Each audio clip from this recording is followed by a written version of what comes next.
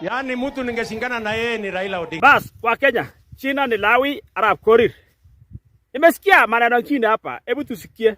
Yaani mtu ningeshingana na yeye ni Raila Odinga. Lakini sasa hawa nitawamalizia asubuhi na mapema. Mimi nataka nichukue fursa hii kama aliyekuwa mfuasi wa Raila Odinga.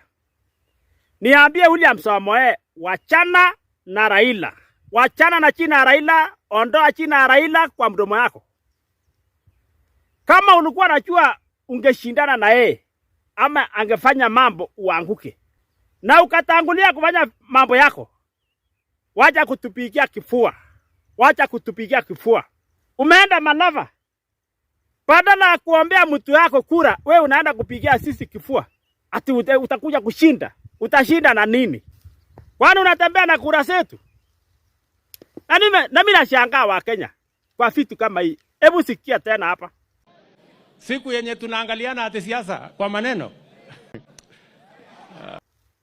Kwani ametarau sisi, anaona sisi sasa ati mwenye tunapigia kura ni mtu mwenye anajua kuongea. Mwenye anajua kuongea maneno mingi, mtu mwenye ako na mdomo tamu. Wakenya wenzangu, mkiruhusu mtu arudi mara ya pili, mtajua mjui. Huyu jamaa ataonyesha upaa yake kwa sababu anataka kura 2027. Hiyo vitu yote nye unaona ni uzuri wake. Akirudi mara ya pili, mtajua amjui. Sikieni kutoka kwangu. Atapiga kifua ushangae. Ati siku hizi haombi kura, anasema nitachukua.